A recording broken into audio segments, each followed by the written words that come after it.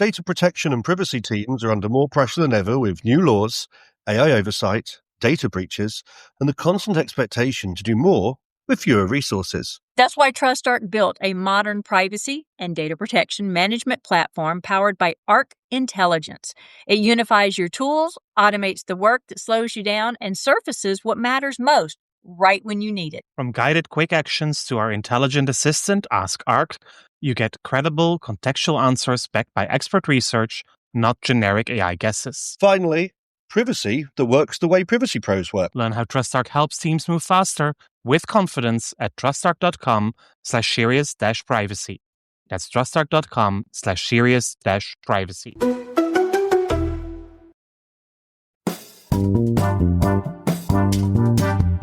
You're listening to Serious Privacy, powered by TrustArc. Here are your hosts, Dr. Kay Royal and Paul Breitbart. Hi, everyone. This was a really challenging week to record and publish a podcast since both Kay and I were on the road, making it impossible to find a recording slot where A, both of us would be in a semi-quiet location, B, not on a plane or on a train, and C, not in any work meetings. So we did what we originally planned to do back in 2020 when Serious Privacy was first launched. We give you a conference report. Kay was at an event of, I believe, the American Bar Association in Arizona, while I was speaking at the inaugural Legal Tech Talk conference in London. I'll tell you more about the event later on in the podcast, but to start, a big shout out to the event organizers for the way they pulled together this very first event. I've seen quite a number of legal conferences over the past 15 years, and this was something different. A big variety of speakers, a spacious vendor area, good food, live music during the breakfast and drinks reception.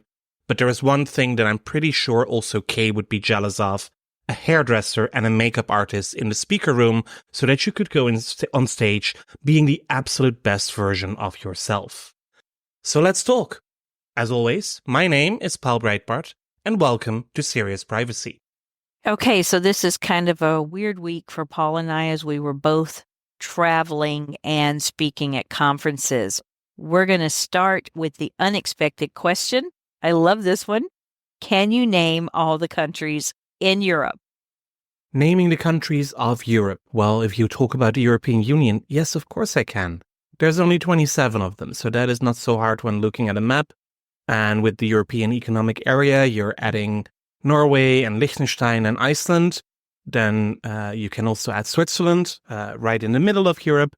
For me, it becomes tricky when you go further east. So when you go into the Caucasus, all those former Soviet Union states, there for me, it's pretty hard to name them in the right place. I think if you give me a bit of time, I would be able to list them all, but really picking them on a map might be challenging. Balkans, then again, would still be fine. I have better faith that Paul can do that than me. Period. Me? No. As a matter of fact, years ago, there was something that went viral around social media about someone in Europe who was trying to label all the U.S. states. And quite a few this one has to be Kansas. No, wait, this one is Kansas. This one must be Kansas. Well, that could easily have been me. So I turned around and did the same thing for the EU. And I did it honestly, like I really tried to guess the country. I suck. I suck at geography. And don't even get me started on trying to name any other continent. I think I'd probably be okay on South America, but I would not be perfect. Let's just be honest. So I'm going to go in and let's first give kind of an update, really quick overview, nothing that is any detail on privacy events of this last week. I know this is not a week in privacy, but we try to make sure that you at least catch some of the things that have happened most recently. So quickly, I know that we gave y'all a great week in privacy last week. Did you catch some of these news stories that Vermont was vetoed? That was interesting. WorldCoin committed to halting its activities in Spain following a measure by the Spanish Data Protection Agency.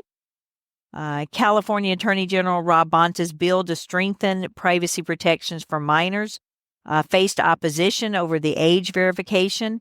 And he proposed legislation AB 1949 to mandate prior consent before businesses can sell or share minors' data. And he's looking at, the State Privacy Agency, the CPPA, recommended following Maryland's new law instead for the Kids Code. Colorado signed the Healthier Social Media Among Youth bill. Meta announced plans to utilize public posts and images to train its AI tools. Paul and I talked about this before. They're set to take effect on June 26th. It seems really easy that users in Europe can object, but it's really more difficult for users in the U.S. to object. I've tried to go on to object. Other people have sent me experiences they've gone through as well. Doesn't seem to be consistent at all. Texas Attorney General Ken Paxton launched a major data and privacy security initiative to enforce state privacy laws. It's supposed to be a new team. It's noted as one of the largest in the country, but face it, it's probably more related to the size of Texas. But commitment to protecting citizens from unauthorized data collection and exploitation. Also launched an investigation into car manufacturers, so he's jumping on that bandwagon there. Google allegedly faced a major document leak revealing thousands of privacy and security issues logged by employees, reported by 404 Media, so that might be something to look into as well. We already talked about the resignation of Keith Enright, leaving Google, but they're not going to appoint a successor, so we covered that as well. Australia initiated civil penalty proceedings against MetaBank for a data breach that compromised the privacy of 9.7 million Australians.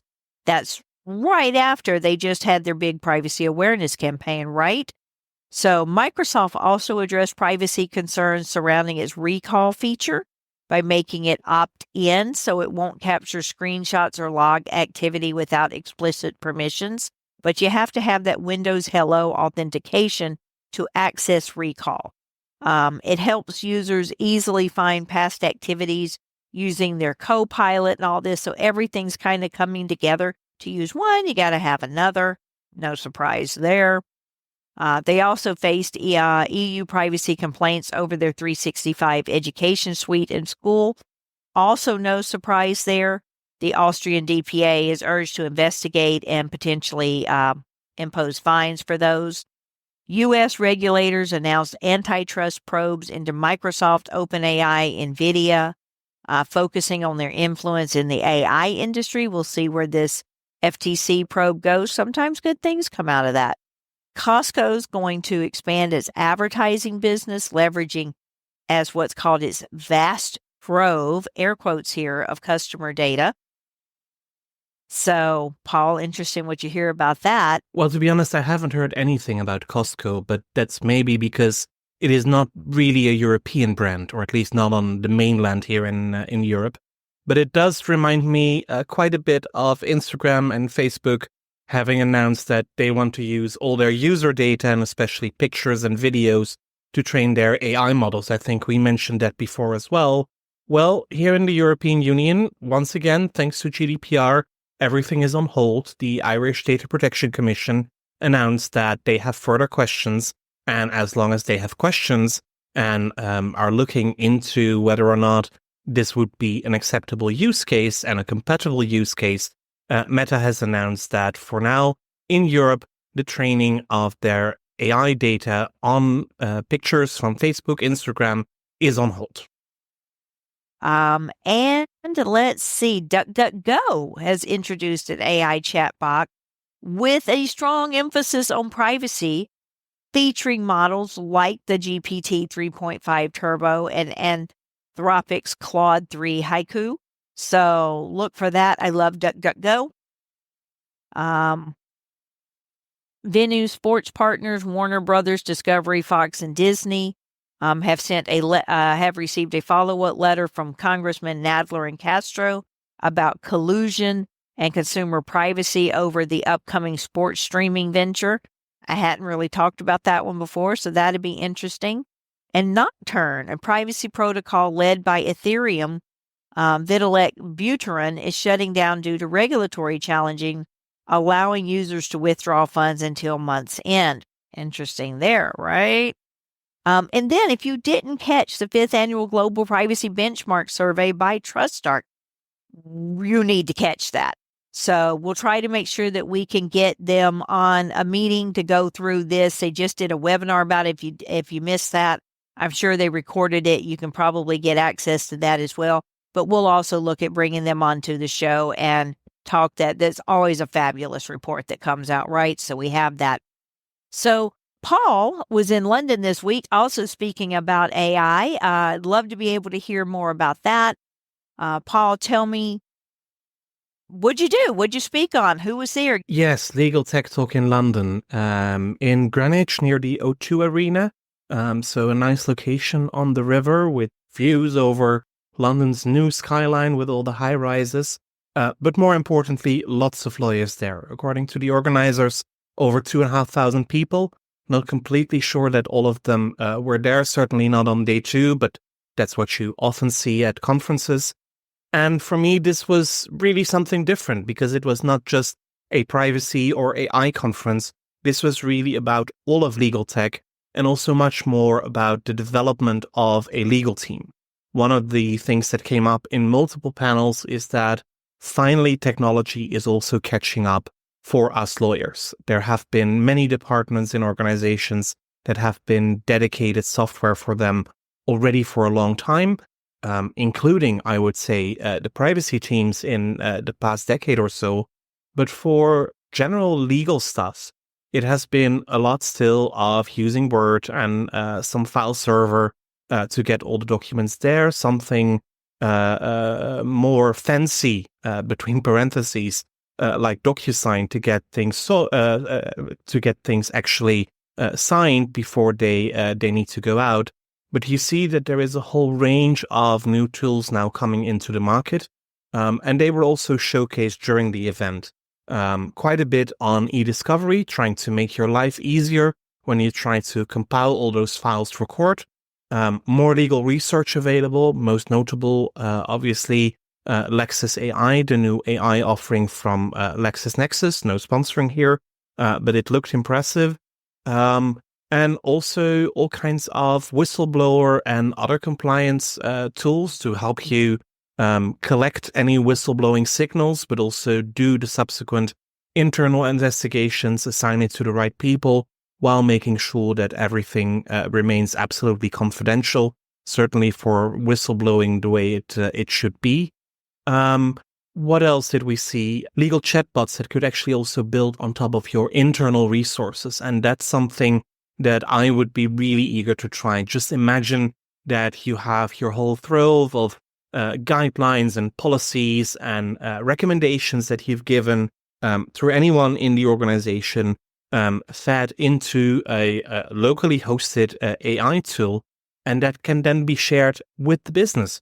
So anybody in the company can just ask a question, say in Slack or in the specific tooling, write their question, what are the conditions for us to sign an NDA? And they would get the NDA template, but also how to use it, any pitfalls from earlier recommendations, or what is our policy on sharing data with users?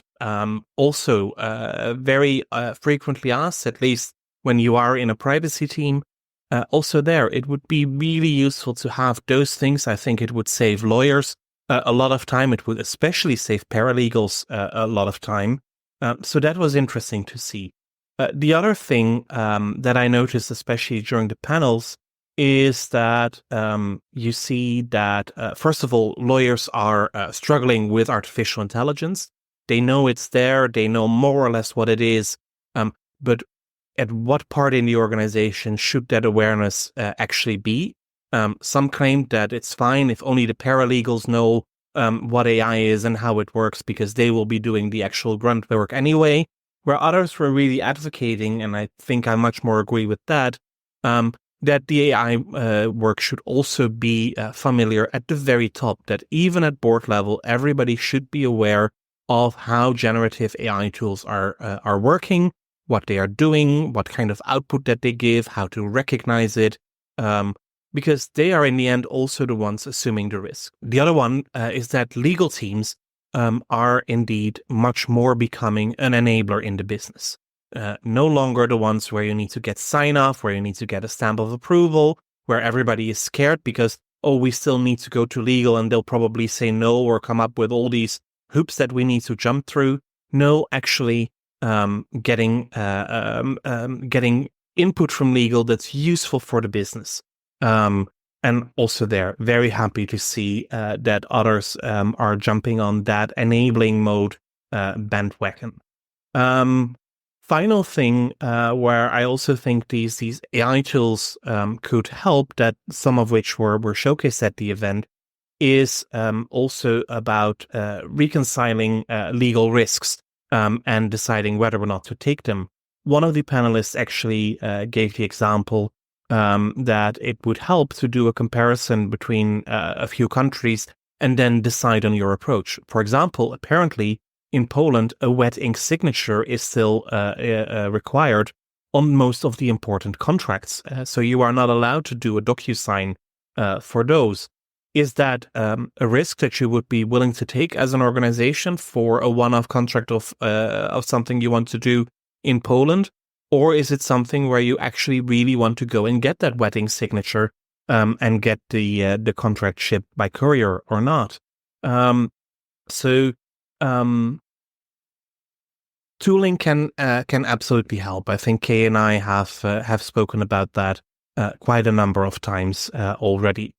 And then I spoke myself. I was on a panel called Navigating Data, Privacy and AI, How to Build a Dependable Policy, where, of course, I could share of my basic experience in implementing artificial and data protection, where I could share my own experience on implementing artificial intelligence policies and data protection policies and approaches in my own organization, but also share some of the recent guidance from the European data protection authorities. We've talked about the scraping guidance from the Dutch DPA, about the ChatGPT task force that the European Data Protection Board has, and that will come up with further guidelines later this year. So it was very interesting to share that as well during the conference. And just after the session, I caught up with my panel chair, Giorgia Vulcano, and asked her to give us some feedback on the panel that I was in. Let's listen to that. So I'm here at Legal Tech Talk with Giorgia Vulcano, my panel host from yesterday, where we spoke about creating dependable policies in times of AI, data protection, all these hot topics that are ongoing. Giorgia, can you tell us a bit what we discussed yesterday?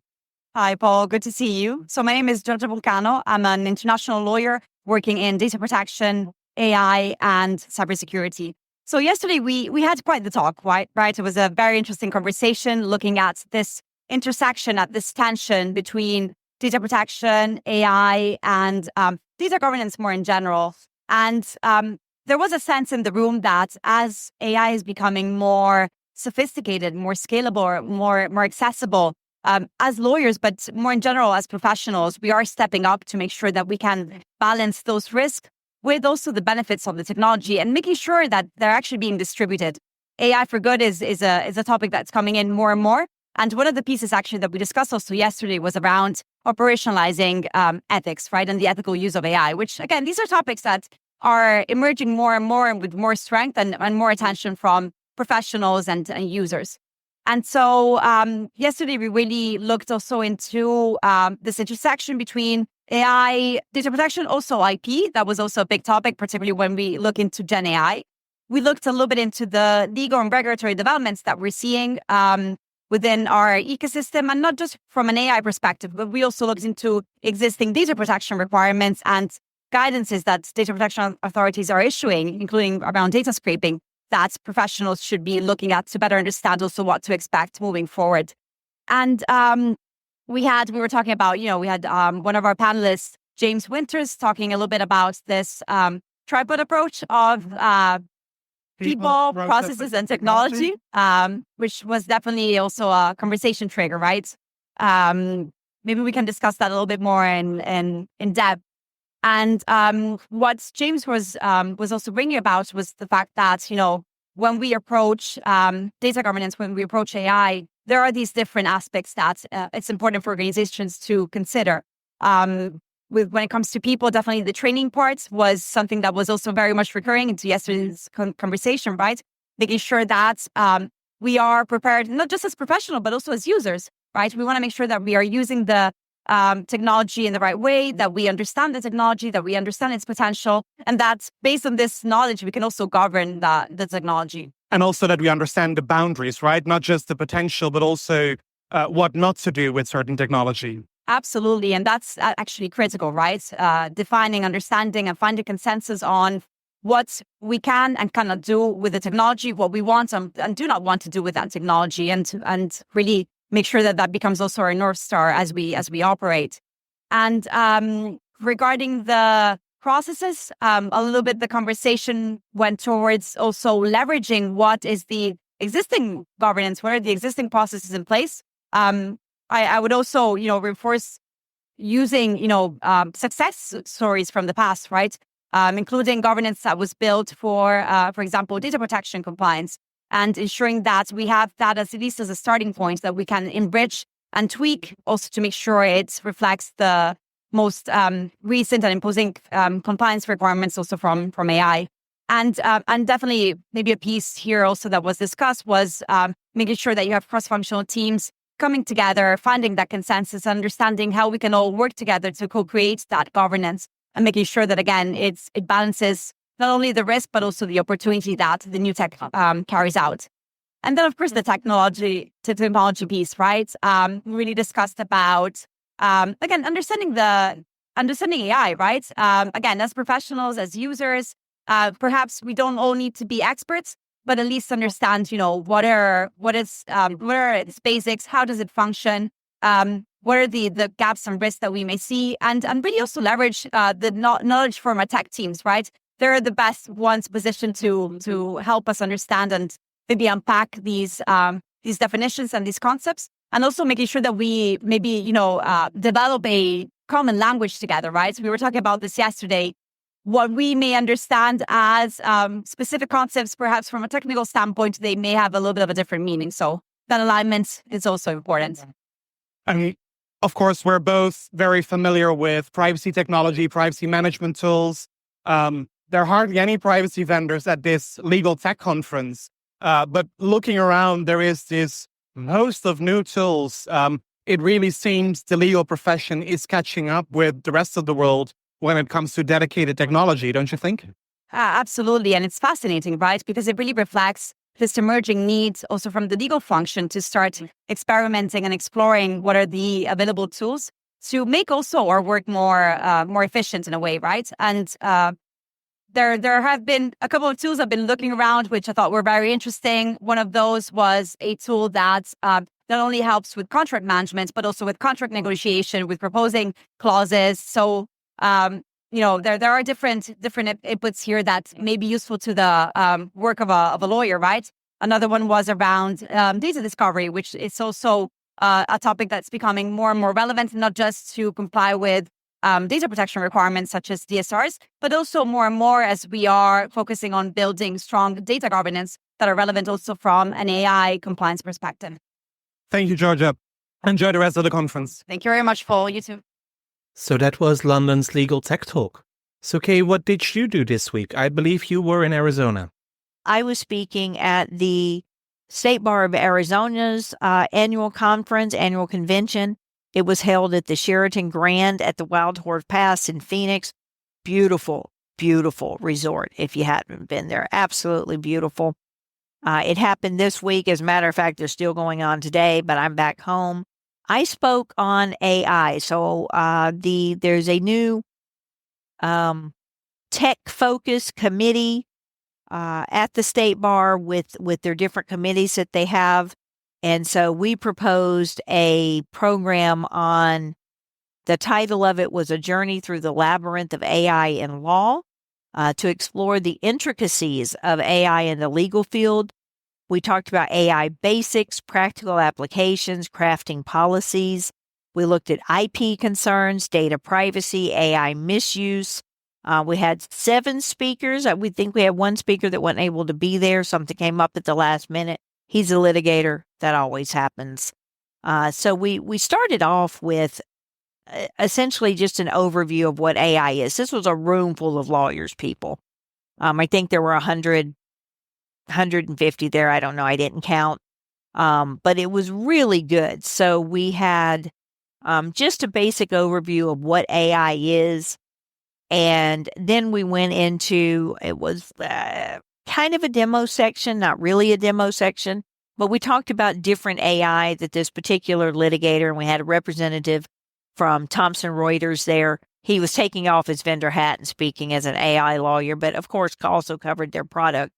And the closed private library tools that are available for lawyers to use that doesn't pull from the internet.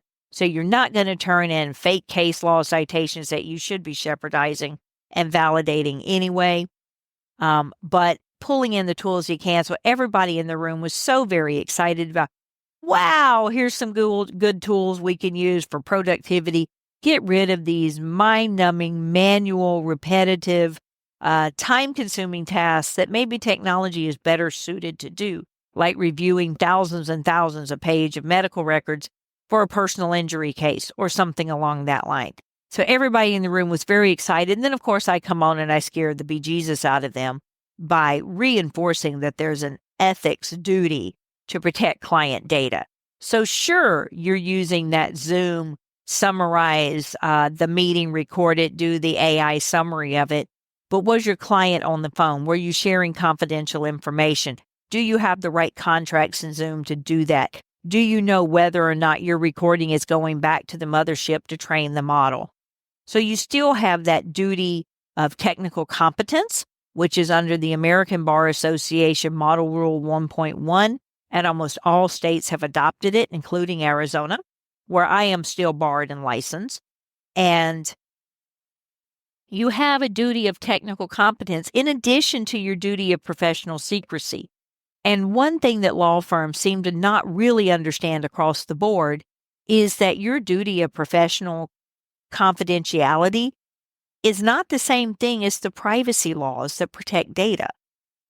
So when your clients want you to sign data processing, data protection agreements, addendums, whatever you want to call them, to agree to abide by the laws that are applied, protect the data, individual rights, all these different things, that's not the same as your duty of confidentiality. And yes, you do have to sign it. You're a vendor. You're not exempt from this. And if you don't have the technical competence, you're duty bound to find someone that does have the technical competence to help you make sure that you put that in place for your practice. So that was really, really interesting. And of course, I encourage using AI and emerging technology. AI is not really emerging technology, but the mass availability and what we're seeing of the proliferation right now, it might as well be an emerging tech, as we've talked about before, Paul. But it's a case of being smart. So artificial intelligence versus natural stupidity. We're intelligent beings. Be smart about what you're doing. If you're working with an individual client, you may have to make sure you're transparent. You disclose what you do with that client, where their data is going. Have a great notice that you can provide that's broken down into simple language, 5th to 8th grade reading level for people who English is not their natural language or who just don't have a high level of education. Explain it to what they are. If you have an institutional client, make sure that they don't believe that they own the data, because you're a vendor. They own the data if you're an attorney. And that they agree with what you're doing with the AI, and that they know who your sub-processors or your vendors are, so they know what's happening with their data. So we went through the different areas of explaining it, the practical uses of it, the pitfalls, intellectual property, privacy, AI hallucinations, as we've talked about, the bad actors, so the deep fakes, the spoofing, the legal strategies, crafting your AI use policy, which is what Paul was talking about in London as well. So we should have that with policy development, ethical integration, implementation techniques, and then looking forward to the future for Crystal Ball. So it was a really, really great session. It was 3 hours. No, we did not capture all of this in 1 hour. It was a 3-hour session. Wonderful questions as we went through it. And just really, really good to be back in Arizona. By the way, fabulous weather. It was 94 degrees by 10 a.m. in the morning. I think if I was to translate that from Fahrenheit to Celsius, so 94 degrees Fahrenheit to Celsius, let's see what that is. 40s? 34. Not horrible. Not horrible. But Arizona does get up to 120, 122 degrees, which is like 49 degrees Celsius. But it was 94 degrees at, 10 o'clock in the morning, and people were already swimming in the pools. So wonderful, wonderful weather there. And yes, I miss it because very little humidity. Love the State Bar Convention. Love being asked to go speak. Wonderful professionals on my panel. So some of the attorneys that were on there, Annette Beebe, that's a wonderful tech attorney in Arizona. The one that couldn't make it was Rais Muhammad. He's a litigator. We also had Bob Simon, had Professor Gary Marchant from ASU College of Law, had Gideon Isakov, a young entrepreneurial lawyer. I had him in my privacy class. Very, very intelligent young professional.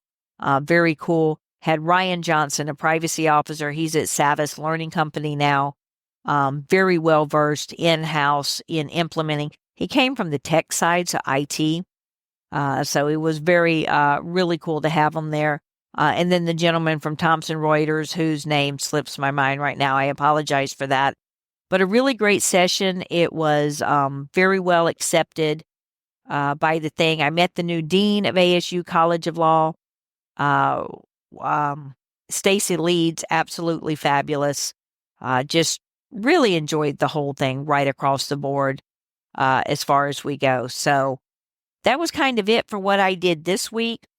Love traveling to Arizona, right? I mean, it's a brutal 4-hour flight from Charlotte to Arizona, and then I have to get to Charlotte, so whether I drive or go out of Greenville.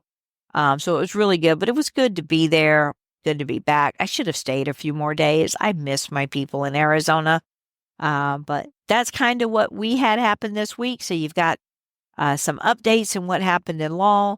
You've got the traveling from Paul that we did and speaking, and from me, and key takeaways there. As y'all know, I've said I'm looking at taking the AIGP certification with IAPP. I'll keep y'all posted on how I'm going there.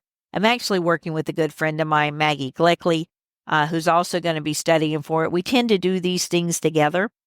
We did the ISACA CDPSE, Certified Data Privacy Solutions Engineer certification together as well. So I like to walk with her and do this. She has a very different take on studying for exams than I do.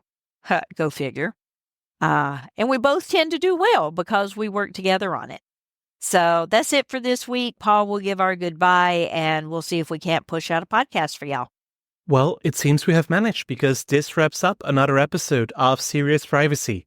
Slightly different than your usual one, but I hope you still find it interesting. Let us know what you think. Join the conversation on LinkedIn. You'll find us under Serious Privacy. You will find Kay on social media as Heart of Privacy, and myself as your old Paul B. And also do reach out if you do want to be a guest on the podcast, or if you want the podcast to be a guest at your event. We're happy to do both. Until next week, goodbye.